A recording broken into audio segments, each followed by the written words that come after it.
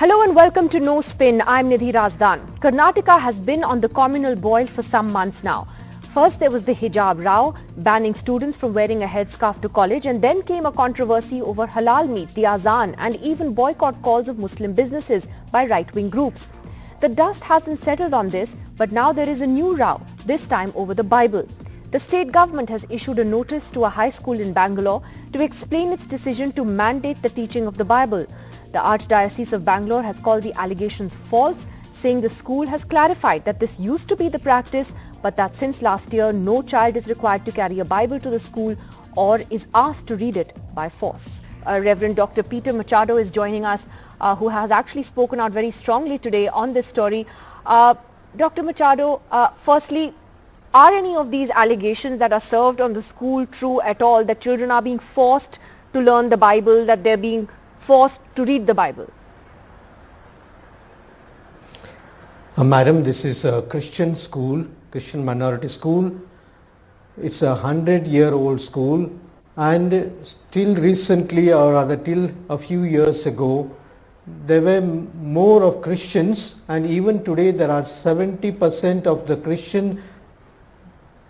Christian students there studying, and naturally they had one of the requirements for the Christian children to bring the Bible to the school in order to explain to them about the Bible, the stories, etc.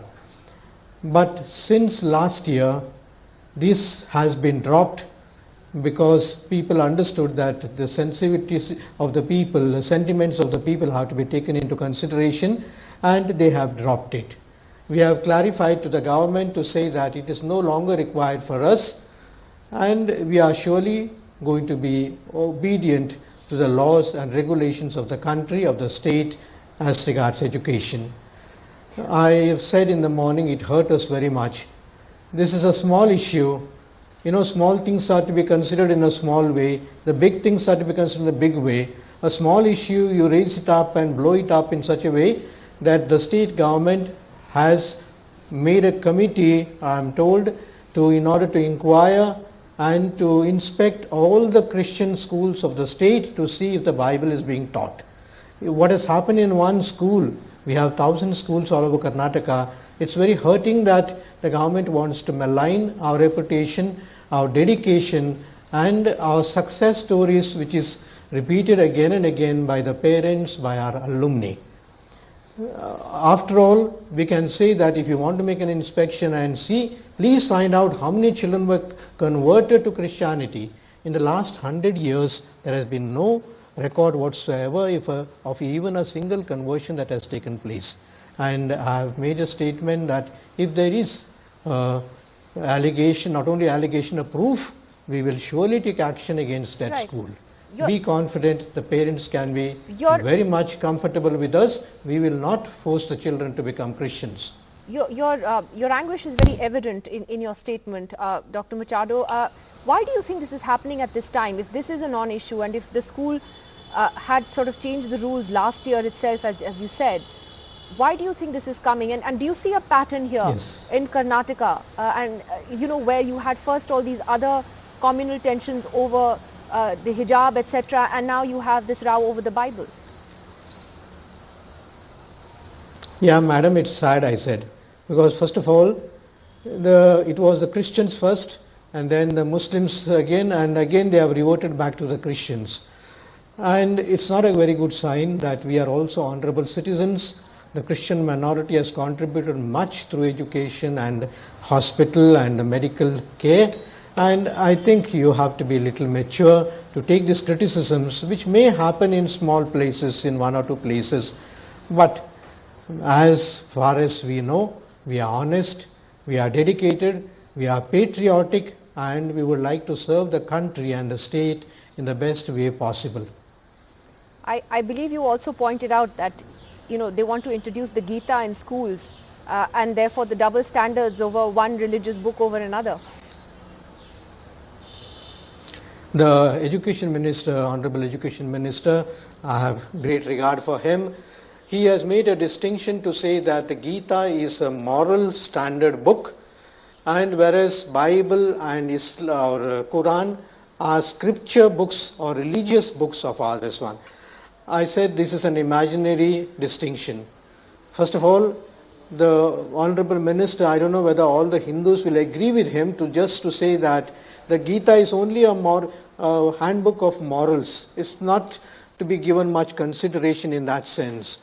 It's not a good statement to be made by a minister, because I have great regard for the Hindu scriptures and the Hindu books. But at the same time, I would say that you cannot make a distinction between religious and moral. They have to go together. A person who does not believe in God, who has got no regard for a religion, I don't think he will be good enough to be a moral person also. It's very difficult. And therefore, we have to take both these into consideration. And I have made a suggestion to the minister that instead of the scriptures alone, you could make a manual or book on morals in the school, moral science, which would consist of the Bhagavad Gita principles, the examples from Bible, some instances from the Quran, from Buddha, and from the Sikh, Zoroastrian. All these are the different rainbow colors of our country, which our children at this small age can be given, so that they are proud of our cultural heritage, whether it's the major religions or the minor religions. Okay? All right, I think that's a good note to leave it at. Thank you so much for joining us on NDTV today, sir. The Archbishop of Bangalore, they're outspoken on this issue as this new controversy breaks out now over the teaching of the Bible in schools. Well, Aishwarya Mahadev of the Congress joining us, Captain Ganesh of the BJP, and journalist and editor-in-chief of the News Minute, Dhanya Rajendran, is also with us. Dhanya Rajendran, I just wanted to start with you. Why is this happening in Karnataka? Because communal issues, with the exception of some areas in the coastal parts of the state, were generally on the back burner when Mr. Yediyurappa was Chief Minister. So why has it suddenly become such a big thing? I think over the last few years, Nidhi, in most districts of Karnataka, we have seen a lot of Hindutva groups really mushrooming. For example, the Sri Rama Sene, which would work in a district like Belgaum, there would be some dispute within the Sri Rama Sene and two people will leave and form another organization. So we've seen a lot of organization forming in the last few years, and of course, Bajrang Dal, BHP, etc. have become stronger too. Now, they have regional issues which they pick up on and they start making a noise around it. But let's not forget that from last year, I think September, October, when these issues started, when the small attacks started on pastors, the conversion, the Hindu groups were questioning Christians groups, saying that there is a lot of conversion happening, which is illegal. First, we thought that these are just fringe groups, right? Fringe groups doing these small attacks. But what followed immediately was a legislation was passed in the assembly. So I think there is a pattern to this entire thing, that the smaller groups, which we want to classify as fringe, but they are not actually fringe. They have definite connection and endorsement to the government. They push a certain narrative or agenda, and then it either goes to a sort of a court case like we saw in the Hijab, or it goes to legislative action like we saw in the anti-conversion bill. So most of these random things that we see in Karnataka are not so random. Not at all, and they are political in nature. Captain Ganesh Karnik, why is this happening? I mean, is this what the Karnataka government wants Karnataka to be known for at the moment? You had Kiran Mazumdar-Shaw who also spoke up about it. It's very rare for someone from industry to say that this is hurting us, this is hurting our society, this is hurting our reputation as a tech hub. Don't you think so? Don't you think that's true? Nidhi, thanks for inviting me on this debate. I heard a young lady speaking about something happening in Karnataka. I think she has conveniently forgotten what happened during the previous regime. 24 Hindu Karyakartas were brutally murdered. She doesn't talk about that. And during the 2 years ago, what happened in KJ Halli, she doesn't talk about it. She only talks about some issues which have come up recently. There is a sinister design and there is a political agenda to create disturbance and to blame this government. Why only this kind of a subjective evaluation? Just because BJP is in power? Yes, conversion is an issue that bothers the majority community. Illegal town slaughter is an issue which bothers the community. Blatant minority appeasement is an issue which bothers the majority community. So when the BJP has come into power, based on what they have said, they have talked about these illegal conversions or conversions with inducements. Towards that, they have proposed a bill. The bill has not been passed as yet. So this is the agenda of the Congress party, to create disturbance just before elections. And Okay. I would like So to the request Congress that is doing lady, this. I would like to request that lady to be unbiased, to evaluate things, what happened in the previous regime and what is happening now. You must understand this. I'll What get happened is Dhanya what- to respond to that, but she, as a journalist, she's only reporting what is happening. And Aishwarya Mahadev of the Congress wanted to come in first. Yes, go ahead, Aishwarya.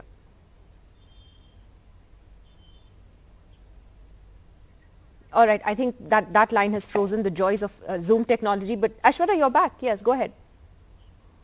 Good evening, Nidhi. I think first and foremost, the one thing I want to make clear is I am born and raised in Bangalore. I went to a convent school, and much like minority-run institutions, you also have Hindu-run institutions all across, where for us, whether I had moral science or scripture, there were also, religious-leaning moral lessons from all these other schools. This has been happening in Bangalore for decades. It was never an issue before. And suddenly you see a sequence, right? Previous time in the previous government, they talked about communal clashes, which, mind you, Nidhi, you should fact check what Mr. Ganesh Karnik said, because Shobha Karandarje wrote that letter about Hindu karyakartas being killed, while the reality is a majority of them had died for other reasons, while you tagged it as saying the Siddaramaiah government had targeted Hindu activists. And now you see this targeting, the systematic targeting of youngsters, different ways and forms, that is creating more communal strife. But the fact remains, Nidhi, the reason that they lean towards communal issues and agendas is because the idea of development, the idea of progress and infrastructure in Karnataka is abysmal. You see a man committing suicide, you see ministers resigning over corruption charges, you see 30% for religious mutts, you see 40% for the transport department, 40% for PWD, that there's a commission government going on. And because they're absolutely unable to give you a government that is worth anything, they decide to distract with communal agenda. They run towards the emotive issues, the emotional issues, this us versus them narrative, and that is what they have. Because how many times have they spoken about what have they done for infrastructure? Okay, because of course the corruption issues have been making headlines for weeks now. Dhanya, quick last word. Is it going to get worse in the run-up to elections? Well, I hope not, but it does seem like it will, because we're all talking about a swing here, right? Polarization, a lot of people keep saying, is Karnataka a laboratory for Hindutva? Is it like Uttar Pradesh? I don't agree with all of that, because Karnataka is not one entity. A couple of districts together behave like different entities here. So it's all about a swing. Can polarization have any sort of impact and bring a swing? Perhaps that's what they're looking at. But I'm saying that Mr. Karnik was speaking about what has happened in the previous government. Yes, if people, nobody has any, I don't have any allegiance to the previous government. Therefore, if there were people murdered, there had to be investigation. Your government has been in power. You should have investigated it. The other thing is, then let's talk about corruption too, which is what the government is facing the most today. And it is coming from within the party itself. The man who died by suicide, Santosh Patil, was someone who belonged to the party itself. And the BJP cannot now wish away all these contractors saying that they're all lying, right? Because people have come transgressing that fear that we cannot speak up. They have crossed that limit. So clearly the heat will rise in the months ahead. That seems to be the bottom line. We're completely out of time. Thank you for joining us today. It's a story we continue to keep an eye on because these are, as Dhanya rightly said, apparently random acts that turn out to be not so random after all. India has been in the midst of a series of communal rows over the last few weeks, from rising hate speeches in which the Supreme Court has now stepped in, to tensions over religious processions, to the bulldozers that have been knocking down people's livelihoods and the law itself. All of this prompted more than 100 senior bureaucrats to write a letter to the Prime Minister this week expressing dismay over his silence in particular and the situation in general. Joining us on NDTV this evening is Mr. Gopal Gandhi, former diplomat, former governor and of course grandson of Mahatma Gandhi. Sir, thank you very much for joining us today. I just wanted your thoughts on this sort of hate wave, as we've been calling it, that we've been seeing. How concerned are you about what's going on? I'm as concerned as I should be. I'm as concerned as every citizen should be. And I think The concern stems not just from what has been done or what has not been done, what has not been done enough by the authorities, as by what has been done and what is not being done by us, the people, by society. If you could tell us more about that, what can we as people, what can society do? No riot happens in a vacuum. Riots happen in mohallas, riots happen on street corners, riots happen around us. And our reaction to those is absolutely paramount. What are we to do as citizens? First, of course, is not to put women and children in jeopardy. So to protect women and children, irrespective of their community. And the second is to douse the flames. This requires courage. And I am always a little chary of citing Gandhi because I am biased in favor of Gandhi. But I must say here that the point which Gandhi made very urgently and very ardently was to ask the authorities not, did you help? Did you step in? Did you watch? How much did you do? No, not just that. He said, क्या आप उनके साथ मरे नहीं? So it is that extent, it is that kind of involvement of the authorities to be able to plunge into a riot situation and make oneself ready to be the victim. And that is what we have to do. Now, it is very easy now for me to say this sitting where I am sitting comfortably, guarded by my home. If a situation were to arise now, would I run out and do it? I hope I have the courage to do so. Right. What do you though think that, for instance, you had more than 100 bureaucrats writing this letter to the Prime Minister where they have talked in some detail about the situation but also questioned the Prime Minister's silence, the deafening silence as they put it, on everything that's going on. How important do you think it is for him as the Prime Minister to speak up? He is after all everyone's Prime Minister regardless of their religion. It is easy for me to say the Prime Minister should speak up. It's easy for me to say, why has he not spoken? But is that really the point today? Is that the point? I think the point is those who have to speak up must speak up, but those who have not spoken up, who have not done anything, are the huge majority of us, apart from the Prime Minister, perhaps including the Prime Minister. And I must say, as far as the 100 bureaucrats are concerned, all honor to them, but collective letters and group mail do that much and no more. They are somewhat an end in themselves. One feels good writing a letter, signing a letter. I'm glad they have done so. And I salute their courage. But the main point is, what are we doing on the ground? What can we do on the ground? Doing the following is easy.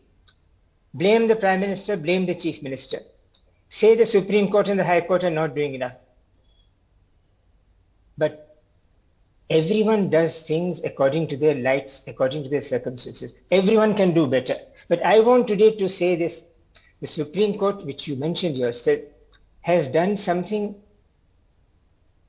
which it should have done. And I'm very grateful to that. Their order on Jahangirpuri.